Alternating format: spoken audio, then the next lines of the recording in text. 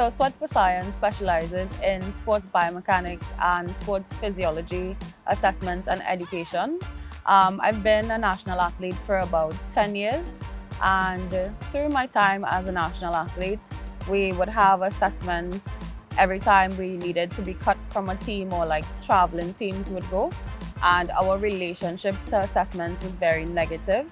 So you'd find that a lot of the players would come to the session for the assessment, they'd feel uncomfortable, they'd feel sick, and they wouldn't be able to perform at their best. And Sweat for Science is really seeking to bridge the gap between what we know assessments can do and the outright potential of assessments for our athletes.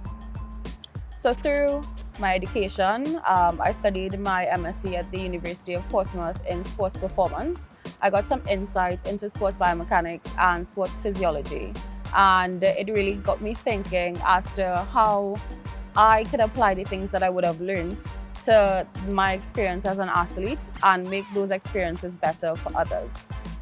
So it's incredibly important that athletes have a positive relationship to assessments, because it not only gives them like guided performance indicators, but it also helps feedback into things like, if they might be developing an overuse injury or something similar. So what we're trying to do at Sweat for Science is have athletes have a better understanding of what assessments offer, as well as how it relates to their performance, and not just performance, but their well-being. So right now, we're dealing with athletes that do have some apprehension when it comes to assessments, but ideally we'd like to get to a point where they look forward to assessments, not only to track their progress, but just to make sure that they're on the right path and they're continuing with their health and wellness.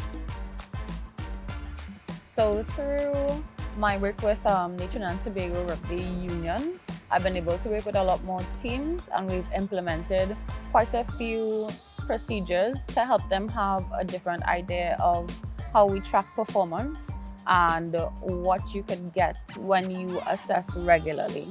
So what I've seen so far is that athletes come to the assessments, and yes, there is still some apprehension as to what they'd be doing and getting at the end,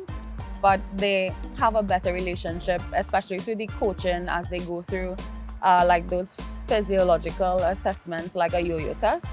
So they're not too set on passing or failing, but they're thinking more about, this can improve my performance, or how much better am I from last time? What have I been doing that has impacted my current performance? So far, those are the kinds of things that I'm seeing through our relationship with them.